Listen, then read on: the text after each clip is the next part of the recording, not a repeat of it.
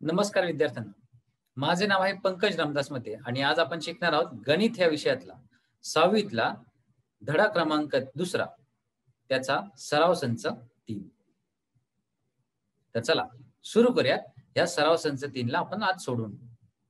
आता या सराव संच 3 मधला पहिला प्रश्न जर तुम्ही पाहिला तर काय लिहिलंय, कंपास पेटीतील योग्य साहित्याचा वापर करून खालील कोन काढा. म्हणजे हे 50 अंशाचा, 115 अंशाचा, 80 अंशाचा आणि 90 अंशाचा या सर्वांचे आपल्याला कोन काढायचा आहे. त्यानंतर कंपास व पट्टीचा उपयोग करून तो दुभागा. कंपास म्हणजे ज्याला 2 टोके असतात, एका टोकाच्या इथे आपण पेन्सिल लावलेली असते, त्याला आपण म्हणतो कंपास. तर चला सुरू करूयात. 50 अंशाच्या कोणाला आपण आज दुभावूया. आता याचा दुभागणे कसे किंवा याचा अभ्यास कुठे केला तर आपल्याला कोन दुभाजक ही पद्धत आपण धड्यामध्ये शिकली. तर तुम्ही जर एकदा तिला वाचाल तर तुम्हाला आपोआप कळेल की 50 अंशाचा किंवा कुठल्याही अंशाचा कोन जर दुभागायचा असेल तर तो कसा दुभागतात. तर चला आता आपण 50 अंशाच्या कोनाला आज दुभागूया. तर सुरुवात पहिले आपण एक किरण काढतो. त्या किरणावरती आपण बरोबर आपले कोन मापक ठेवतो, ज्याचा 0 अंशाचा कोन बरोबर त्या किरणावरती आणि जिथून हा किरण सुरू झाला तिथे बरोबर मधोमध ह्या कोन मापकाचा हा मध्यबिंदू आला पाहिजे. आता आपल्याला 50 अंश मोजायचे. तर 50 अंश मी तुम्हाला नेहमी म्हटलं की कोन मापकावरती जेव्हाही आपल्याला कोन मोजायचा असतो तेव्हा आपण घड्याळाच्या उलट्या दिशेने आपण मोजत जातो. घड्याळाचा काटा हा उजवीकडे चालत जातो, तर आपल्याला डावीकडे जायचं आहे. तर डावीकडे जाताना हा 50 अंशाचा कोन इथे लागतो. तर इथे आपण एक बिंदू काढूया आणि ह्या बिंदूमधून ह्या किरणापासून ह्या बिंदूमधून जाणारी एक रेष काढू. तर हा झाला आपला एक कोन. आता याचा आपण दुभागूया. तर सुरुवातीला कंपास पेटीच्या 2 टोकांमध्ये अंतर घेऊ. एक टोक जे लोखंडी आहे ते इथे बरोबर शिरोबिंदूवर ठेवू आणि दुसऱ्या पेन्सिलने किंवा दुसऱ्या टोकाला आपण पेन्सिल बांधली आहे, तर त्या पेन्सिलच्या आणि या टोकामध्ये एक विशिष्ट प्रकारचे अंतर ठेवून आपण इथे 2 कंस काढले.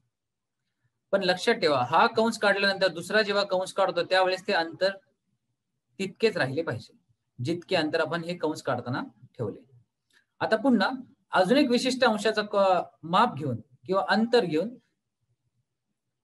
ह्या जिथे हा कंस आणि ही रेषा जिथे छेदली आहे तिथे बरोबर आपण आपला कंपास पेटीचा एक टोक ठेवूया आणि एक विशिष्ट अंतर घेऊन अजून एक कंस या बरोबर अंतर्भागात या कोनाच्या अंतर्भागात आपण काढू. तसेच तितकेच अंतर घेऊन कंपास पेटीचे एक लोखंडी टोक इथे ठेवू आणि पेन्सिलच्या सहाय्याने आपण इथे दुसरे एक कंस काढू, जिथे हे दोन्ही कंस एकमेकांना छेदतात.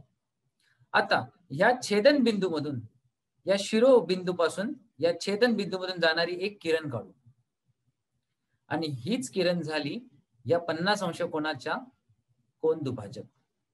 तर कोन दुभाजक काढणे ही सोपी पद्धत आहे. तरी आपण थोडी अजून प्रॅक्टिस करूया. आपण आता पुढचा एक प्रश्न सोडूया. आता आपल्याला पहिले 115 अंशाचा कोन काढायचा आहे.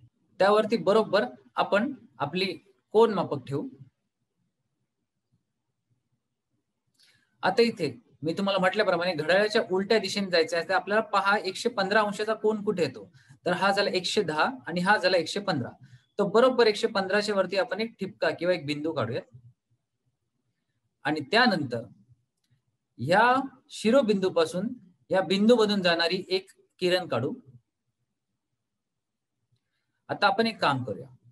कंपास पेटीचा लोखंडी टोक आपण या बरोबर शिरोबिंदूवर ठेवू आणि दुसऱ्या भाग म्हणजे दुसरं टोक म्हणजे आपलं पेन्सिलचं टोक. तर ह्या पेन्सिल आणि कंपास पेटीच्या लोखंडी टोकामध्ये एक विशिष्ट प्रकारचे अंतर घेऊन इथे आपल्याला एक कंस काढायचा आहे. पण तितकेच अंतर घेऊन इथेही या दुसऱ्या किरणावरती आपल्याला कंस काढायचा आहे असा. आता आपण काम करूया. पुन्हा तसेच कंपास पेटीच्या लोखंडी टोकामध्ये आणि पेन्सिलमध्ये एक विशिष्ट अंतर घेऊन लोखंडी टोक इथे ठेवा आणि पेन्सिलने याच्या अंतर्भागात एक कंस काढा. तेवढेच अंतर घेऊन लोखंडी टोक इथे ठेवून तेवढ्याच अंतरावरती इथे कंस काढू, जिथे हे दोन्ही कंस एकमेकांना छेदतात. आता आपण एक काम करूया. या शिरोबिंदूपासून एक किरण काढू जी बरोबर या छेदनबिंदूमधून जाईल आणि यालाच म्हणतात 115 अंशाचा हा झाला कोन दुभाजक. आता आपण जाऊया तिसऱ्या उदाहरणाकडे. इथे आपल्याला 80 अंशाचा कोन काढायचा आहे. तर सुरुवात केली, पुन्हा एक किरण काढू, त्यावरती आपण आपला कोन मापक ठेवू. आता आपल्याला 80 अंशाचा कोन म्हणजे इथे बिंदू काढू. त्यानंतर यातून जाणारी एक किरण काढू जी शिरोबिंदू मधून निघेल आणि ह्या बिंदूला छेदून जाईल.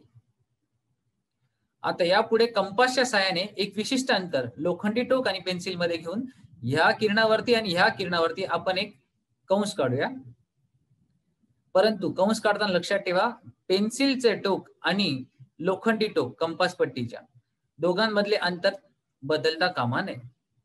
पुन्हा तुम्हाला पाहिजे असेल तर तितकेच अंतर ठेवा किंवा एक वेगळे अंतर घेऊन, वेगळे अंतर कशात घ्यायचे आहेत आपल्याला, कंपास पेटी आणि पेन्सिलच्या मध्ये.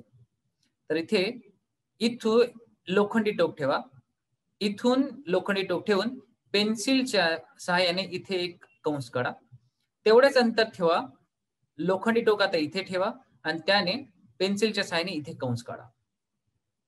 आता हे दोन्ही कंस एकमेकांना छेदतात आणि जिथून छेदतात तिथून या शिरोबिंदूपासून एक रेष काढा, ती बरोबर त्या छेदनबिंदू मध्ये जाईल.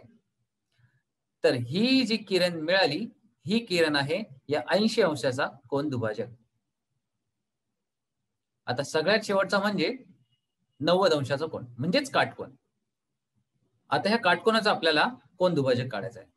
तर पुन्हा तीच सुरुवात, एक किरण घ्या, त्यावरती आपला कोन मापक ठेवा आणि 90 अंशावरती बरोबर एक बिंदू काढा. आता ह्या शिरोबिंदूपासून ह्या कोन मधून किंवा ह्या बिंदूमधून जाणारी किरण काढू. आता हे झाला आपला काटकोन 90 अंशाचा. आता कंपासच्या सहाय्याने इथे कंपासचं एक लोखंडी टोक ठेवा आणि एक विशिष्ट अंतर पेन्सिलच्या टोकात आणि कंपासच्या लोखंडी टोकामध्ये घ्या. ह्या किरणावरती आणि ह्या किरणावरती आपण एक कंस काढूया. तुम्हाला पाहिजे असेल तर तितकेच अंतर पेन्सिल आणि लोखंडी टोकामध्ये ठेवून कोनाच्या आतल्या भागात ह्या बिंदूवरती कंपासचे टोक, लोखंडी टोक आणि ह्या बिंदूवरती कंपासचे लोखंडी टोक काढून ठेवून इथे एक आपण कंस काढूया. हे कंस नेहमी एकमेकांना छेदून जातात. आता या छेदन बिंदूमधून आपण शिरोबिंदूपासून या छेदन बिंदूमध्ये जाणारी एक रेषा काढू आणि ह्या रेषेला बोलतात 90 अंशाला छेदून जाणारा कोन दुभाजक.